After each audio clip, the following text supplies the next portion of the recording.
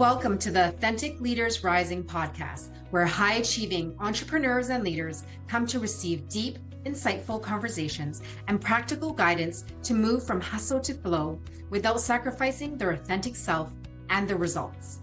I am your host and Chief Energy Officer, Tammy Cho, a former patient care leader turned international best-selling author, speaker, and face and body analysis expert.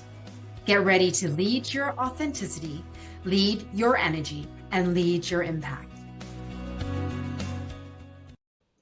Hi, everyone. Welcome to the Authentic Leaders Rising podcast. This week, I have a special guest. I met her in another group that has all about authentic connections. And of course, as I met up with Laura, she brings such a wealth of knowledge, helping people create a wealthy life aligned to their values. And I really appreciate that. I really like to bring people on the show that have that value alignment, because I think we're connected by more than our title.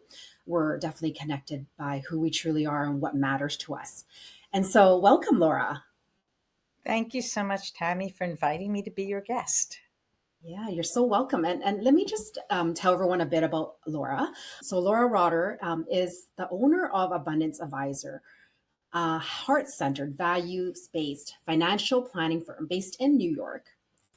And after a successful career of managing money for institutional investors, including Citicorp and Para-Advisors, Laura discovered mindfulness practices and was drawn to guide professionals facing a big life change to achieve both financial security, but also being satisfied with life. And since making her shift, she's been featured on CNBC, the Wall Street Journal, the New York Times, and the Westchester Senior Voice. And she's on the advisory council of Impact 100 Westchester, a women's group giving organization, and volunteers with My Money Workshop, teaching financial literacy to underserved communities. Wow, that sounds amazing, Laura. You've been around a bit. Yes, I have. Yeah. So please, Laura, please start by really expressing how you've come to be and what you do, how you came to do what you're doing, and what really matters to you, to really introduce yourself to the audience in this way. I'd be happy to, Tammy. So I had a close to 30-year career as what's known as an institutional investor on Wall Street. I do like to throw in the joke that I was 12 years old when I started. And I do see my career, if you will, in thirds. So the first 10 years of my career, I was one of those nerds in high school that discovered that I could do really interesting work analyzing companies, deciding whether or not they were good investment opportunities. And the work also paid very well. Fast forward, I would say the middle third of my career, I have 3 kids very close in age. I was the primary breadwinner. My husband became the primary childcare provider. But it was a very busy time, so I didn't think that much about what I did. But the last third of my career, so let's say almost 10 years, I was pretty miserable. I didn't enjoy the people I was working with. I did not share their values or their worldview. I also found the work less interesting. I could talk about the reasons why, but there was a lot of money chasing similar investment ideas, so the returns were not as compelling. But I had chosen to be a victim of my life and said, well, I can't leave. I mean, I had a large home. I had a vacation home. I had 3 kids in private school and private camps and saving towards college. I really felt trapped.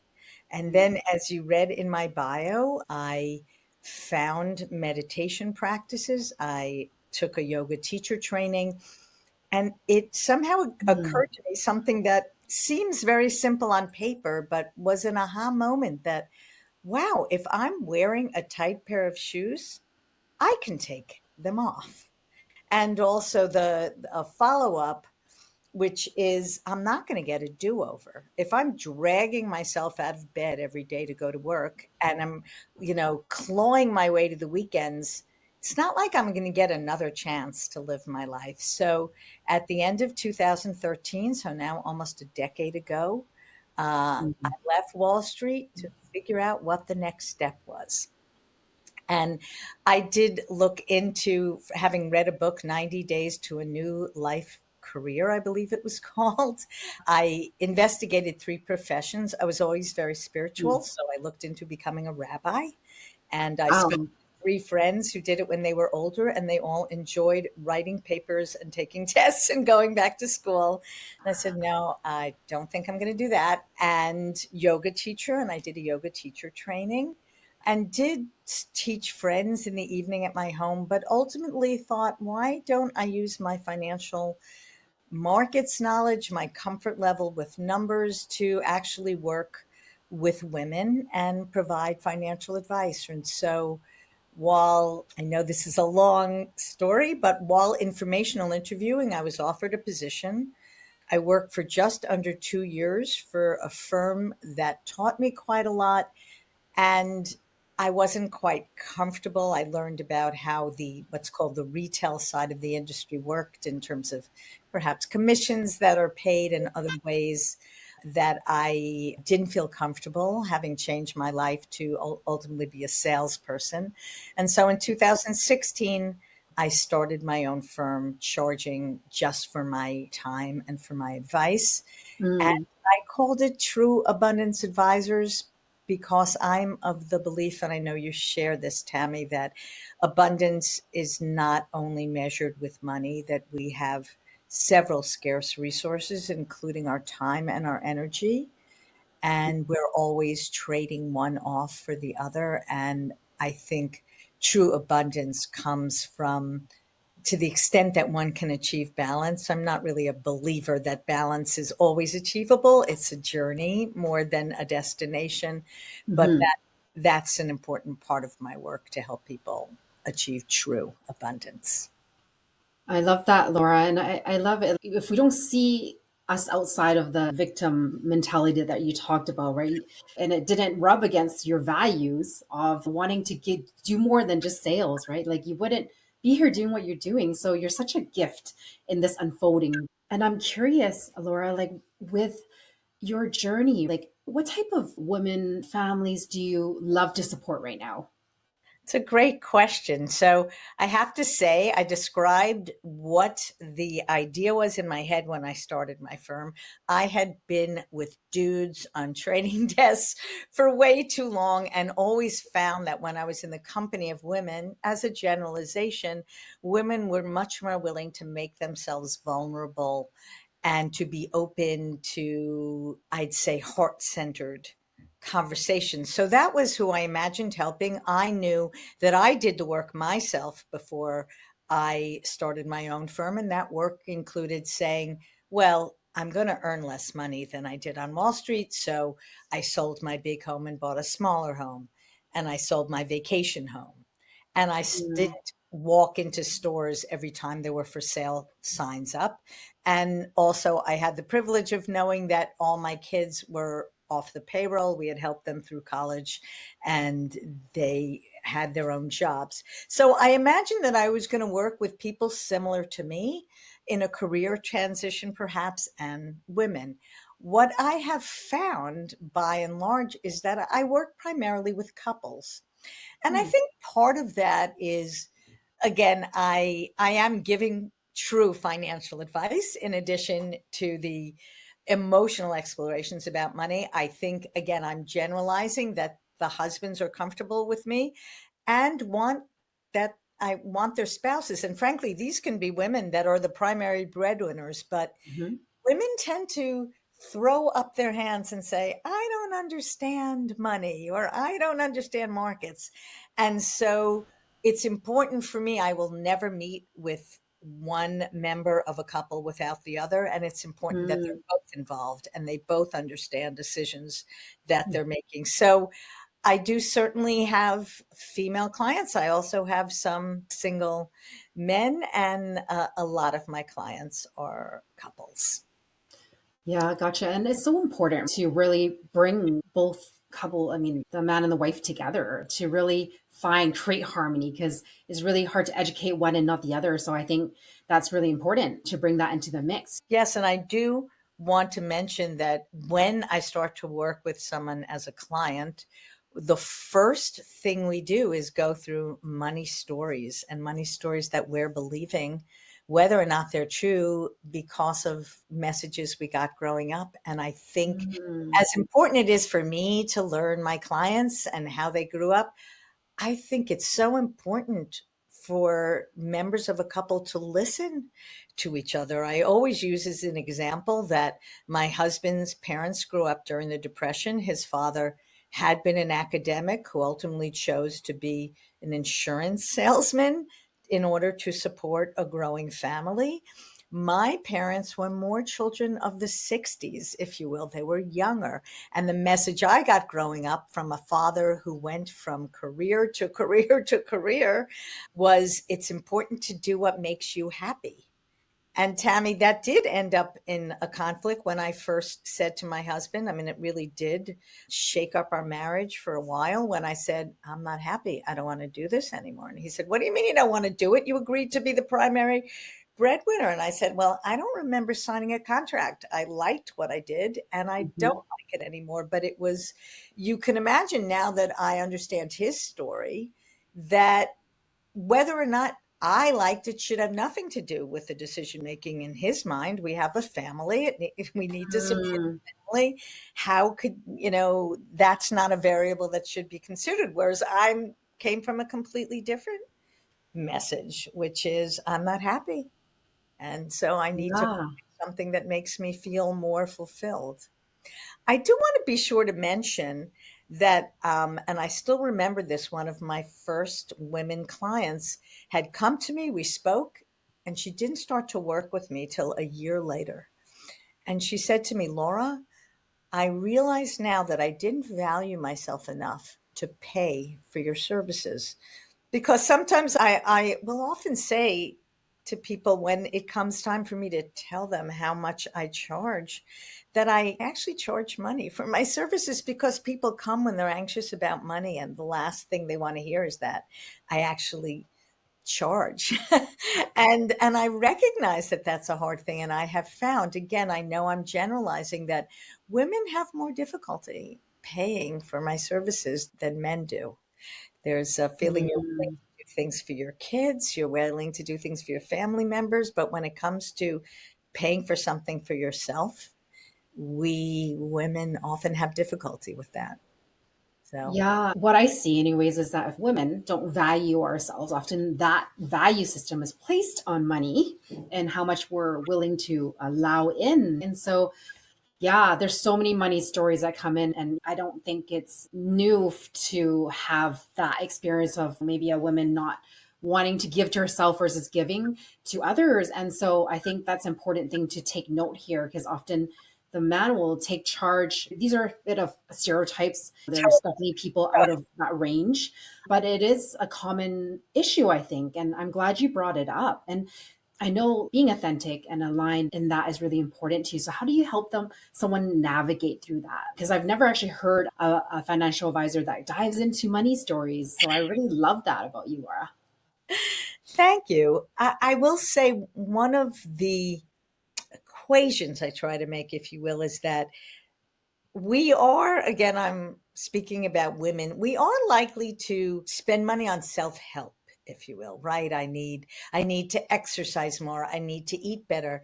And I point out that having clarity about your finances and knowing that you have a plan that will get you where you want to go, whether that is the ability to take a lower paying job in a year, whether that's an ability to retire in 10 years, whatever goal, maybe it's buying a house, that having clarity and a roadmap really takes anxiety off, Mm, is part of self help.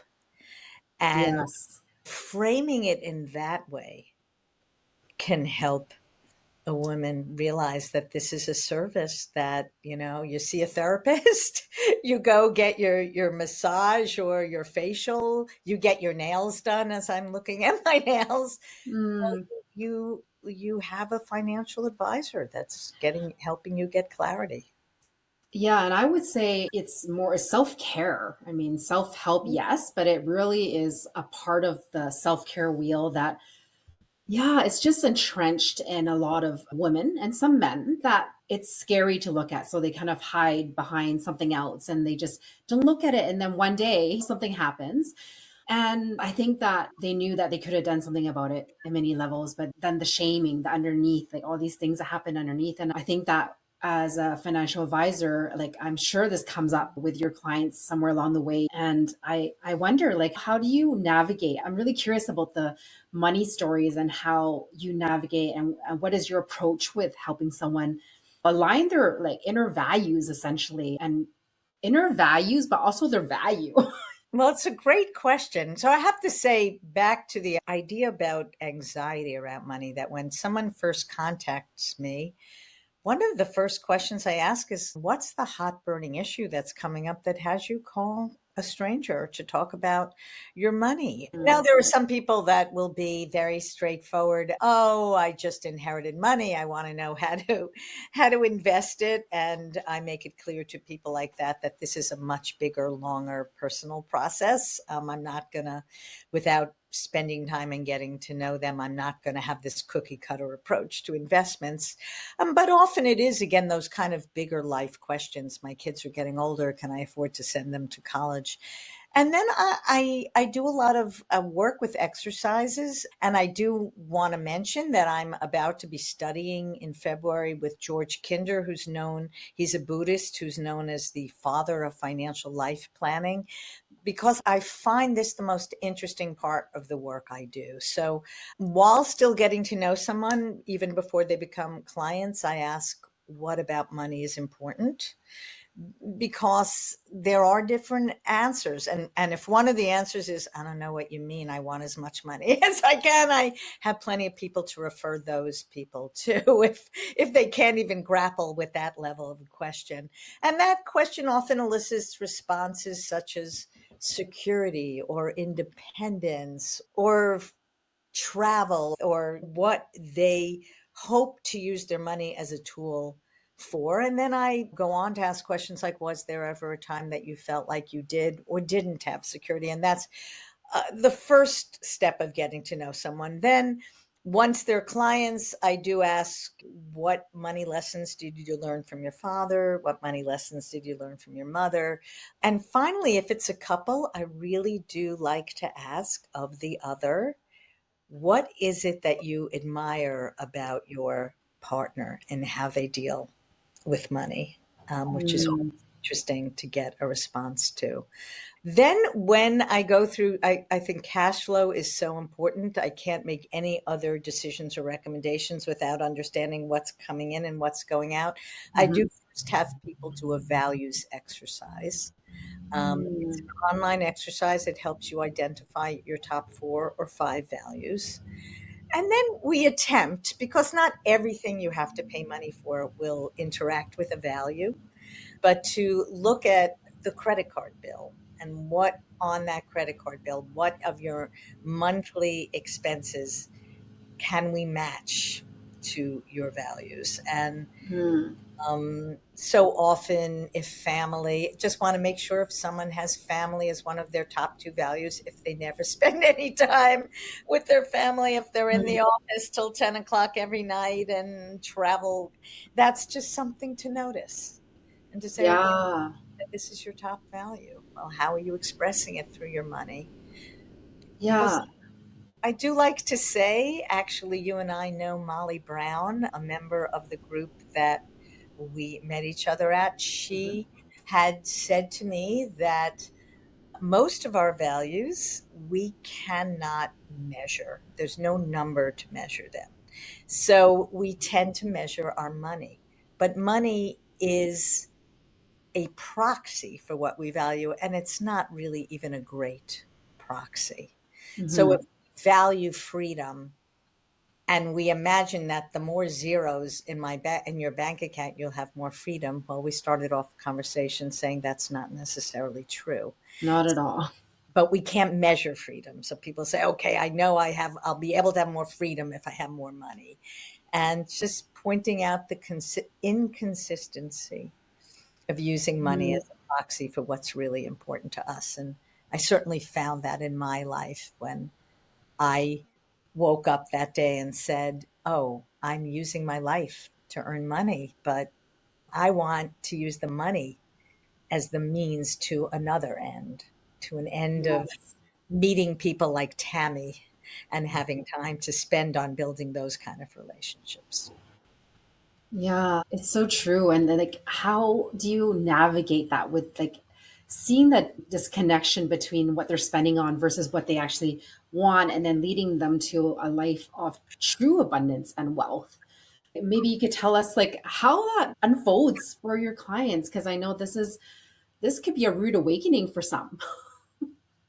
It's a great question, and I will say, Tammy, that it's a process. So I would love to believe that I was this amazing healer, and after 4 meetings, people suddenly throw all their cares off their shoulders, Mm, and that's not the case. mhm, mhm, And what I have seen, and again, I have multi-year relationships, is of, let's say I have one woman in mind who was a teacher, and though her husband had retired, was really had grown up with nothing. I mean, so much so that though they're married for many years with 3 grandchildren, they do not share money because she just, it's hard for her to mhm. spend, and would say to me, "I don't know if I have enough money going into the summer. I'm not going to be working." And I'd say, "Well, I think your husband can help support you through the summer."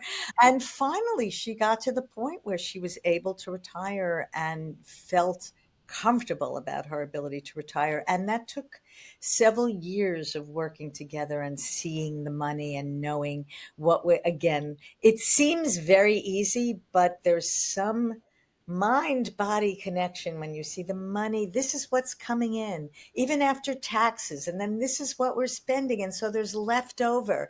And we have these savings. And if we withdraw prudently once we retire, they can last this long. And just playing with different assumptions and beginning to let it settle.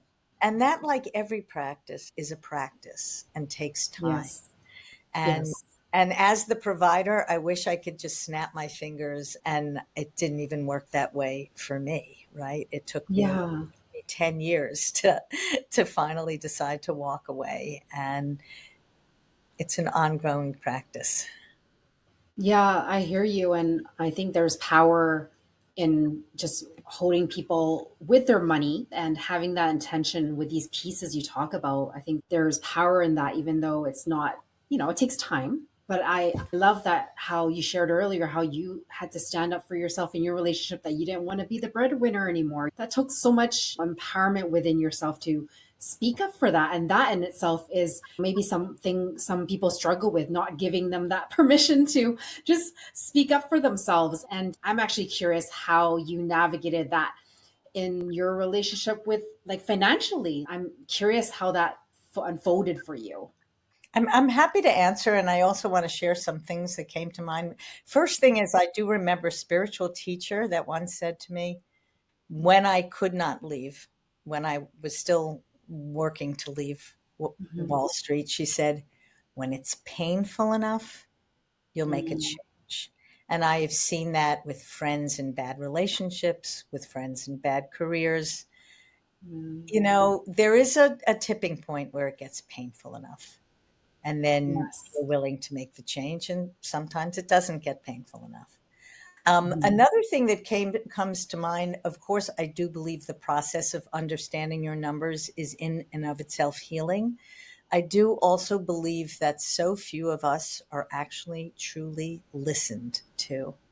And I would joke when I first started my firm that because of my many years on Wall Street, I'd meet other career changers, and they were taking courses on investing and financial markets. And I took courses, and even this course I'll take in February is very much about reflective listening, about being Mm, willing to sit with more silence than we're really generally able to, because I think that's the biggest gift I give my clients, is creating a sacred space to ask questions about money stories, or George Kinder's questions: if you found out you only had 5 years left to live, what would you change? And I do remember the one spiritual retreat I was able to take my husband to. It was called Ski to Live, And similar questions were asked of us in the evening. And I remember saying to him, the first thing I would do would be either quit my job or at least go to working part-time. And he was very averse to that. I will say,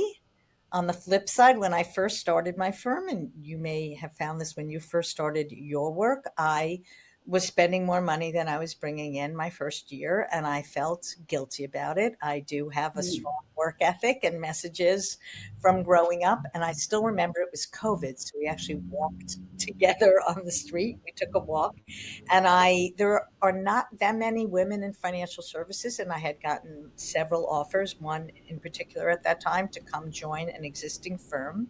I still remember like all the pictures on their website. Everybody was in a black blazer and a white shirt, and every financial advisor had their background. And I said, I'd have a salary and I'd have benefits. And if you feel like I should do it. And Tammy, this still to this day, this means something to me. He said, you are the most alive and creative I have ever seen you. No, you don't need to join another firm. And, for better or for worse, on some level, I clearly wanted his go ahead. Mm. And I think it really is true that I'm creating, and I'm still your one is always creating sort of processes that really speak to me and how I want to work with people and the kind of advice I want to give people. And also we have a financial plan, which he has always been quite anxious about money, given the way he grew up, and he no longer is anxious about money. So that, Mm. I guess, a testament to having a plan in place that one can understand. Yeah, yeah, that's beautiful. We have a plan and goals and all these things in so many different arenas. And yeah, it's so important to just have a plan. And we're heading into the new year. It's a new it's a new beginnings to really start that. And I hope speaking about this will inspire people to create that safety and security for self. And it's true that some people, like earlier on business, they're spending more than they're making perhaps, and then there's people that are farther along in the journey and they have more to invest. But I'm curious, what kind of advice would you have for someone in these pockets of time, like My advice is, first of all, really have clarity. We all know, especially those of us who might be W-2 employees, or if you know sort of your gross numbers. I'm going to pick, right. I earn $100,000. Okay. But after you put money in your 401k, and after you pay taxes, and after you pay the premiums for your health insurance, and how much you actually putting in your bank account each month, and know that number. And then the other number to know is, I always use this metaphor. If you lie in bed all month, you never get out of bed, you're just eating bonbons. Well, how much are you still paying? You're paying your rent or your mortgage. You're Mhm. paying your electric. You're paying your Netflix. Maybe you're paying a gym membership. You're paying, like, what are those needs that no matter what, you know what the monthly amount is and you're paying for that? And ideally, and I say ideally because I'm in the New York metropolitan area and not everyone can keep to this, but ideally, that's not more than half of what you're bringing home. Because if you're paying more, you've got too big a house or too big rent, or you've committed to too many subscriptions that come every month. Well, then you're going to feel like I don't even spend money and I don't have savings. So you want to Mm. room that your half of what comes in net is going to needs, and then again, ideally 20% at least is going into a savings account. You want to make sure you have emergency savings. So if something happens, you can pay for it without drawing down on a 20% plus credit card. And then you still leave a third of your take home pay for fun. And I say to clients who want to show me their detailed spreadsheet, like, I don't care if fun is a movie, a Broadway show, shoes, a blouse, I don't care, but that's a third of what you're taking home, and know what that number should be. And I do have clients, and frankly, I did this for myself when I first left Wall Street. I came up with that number, whatever that third was, and then I put that in a separate bank account. Ally Bank, for example, lets you set up different buckets, put it in a separate bank account, and then I would either use cash or debit card, so I could look and see, like, how easy is it for me to keep to that. And it was a way, and I say it's like a mindfulness practice, because most of us, everything goes on a credit card. We have no idea what we're spending. Maybe we take a Sunday afternoon every once in a while to go through the credit card bill, but that's a pain. But if you have instant, I put my Touch ID thumbnail on, I look at the balance in that account, and it's like, oh, it's Wednesday and I've spent all the money. You can still transfer the money and it's your money, but it gives you information. Or you make it through the week and you say, look, there's still like some money left. I don't spend as much as I thought. But to have Mm. an idea of how much you're spending, so leaving yourself room for fun by not putting too much overhead like a business in place, and then understanding where you are within that Mm. budget that you imagine for yourself.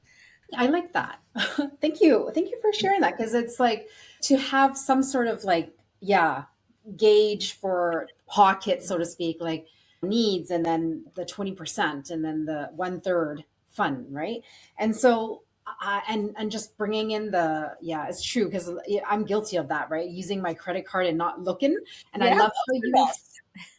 right. And I love the reframe on that, right? The mindfulness. So it's a interesting strategy that I might definitely take on. Are you suggesting to create three pockets with different debit cards? Is that what you're Well, saying here? actually, the best way to do it, frankly, is the need pocket, right? The one that you spend the same amount every month. That could go on a credit card. That could accumulate points, which we all like to use, Yes. because you're not wondering. You will go through your bank account, go through your credit card bills, and it's pretty much the same amount each month. And Mhm. frankly, I know my cable company, and actually, I cut the cord. I don't have a cable company, but the DirecTV and Verizon for the internet, they all encourage you to put them on a credit card bill. Yeah. So those are on a credit card bill and I can accumulate points from them.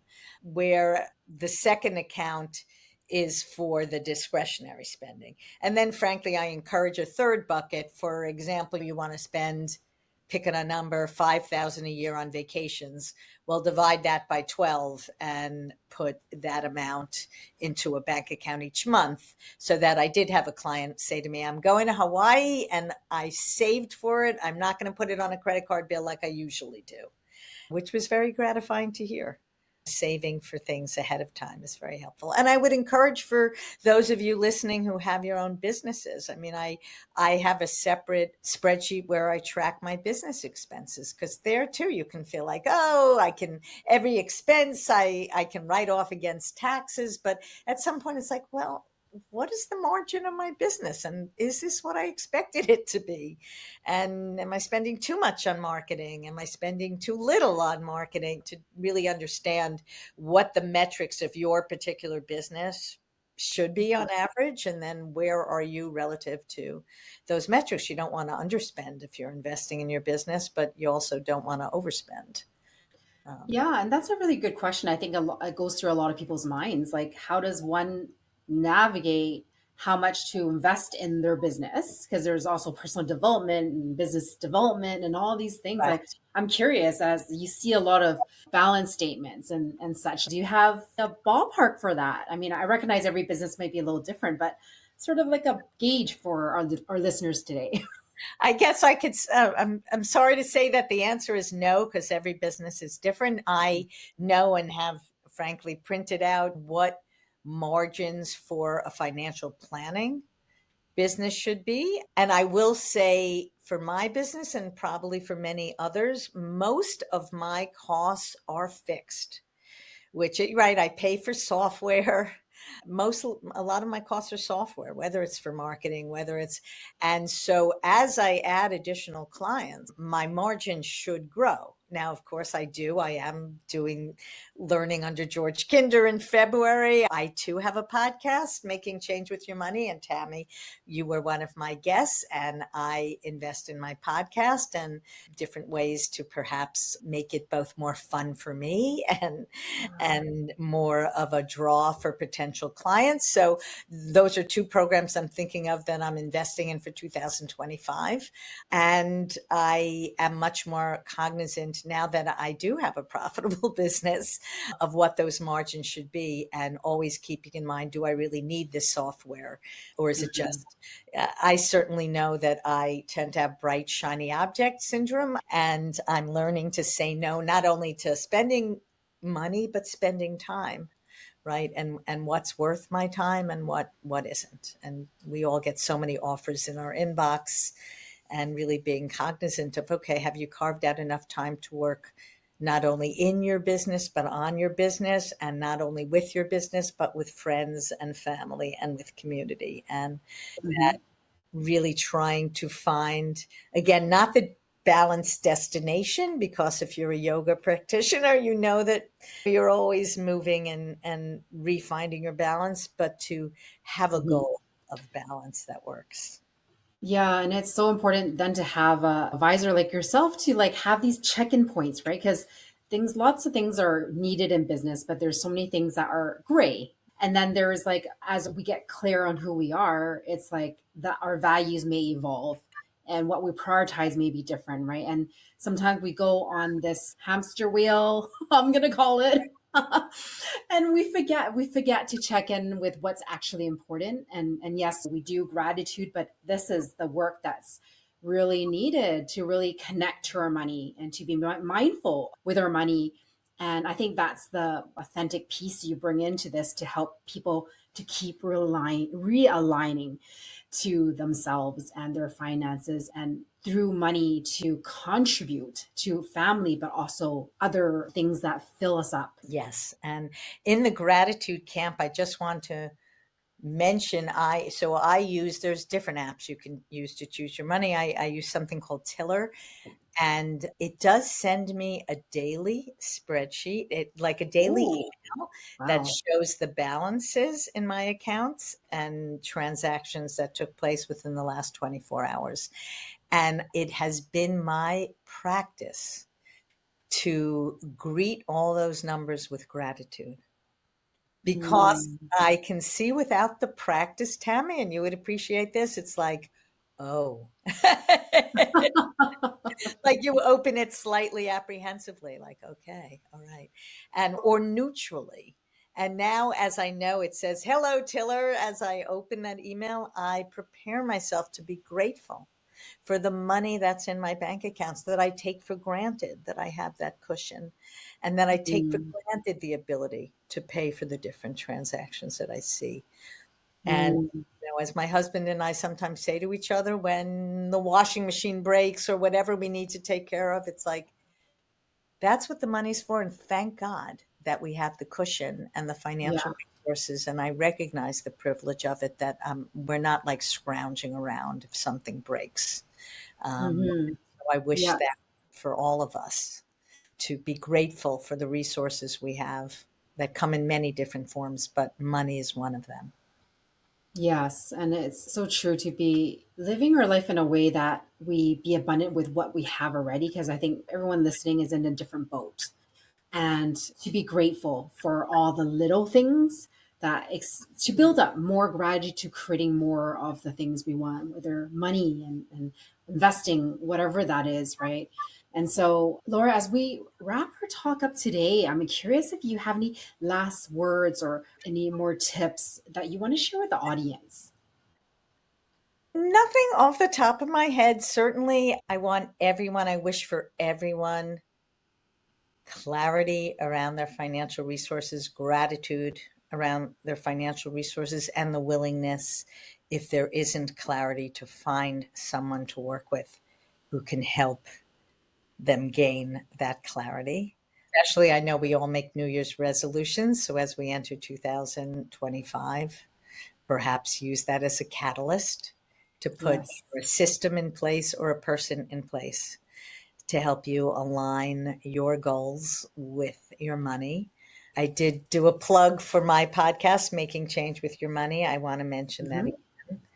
And I Yes. know you're aware that I have a workbook that's Yeah. I was gonna ask you, like, and so you're offering a workbook to our audience. So tell us a little bit about what someone can expect from it, so someone knows to click on the link below. It is specifically for women. It's addressing money blocks that many of us have. You may recognize yourself in the different money block Mm, descriptions, and then advice for how to address those money blocks. beautiful. And that's through a lens of planning it out in your finances, correct? Yes, yes. Well, Beautiful.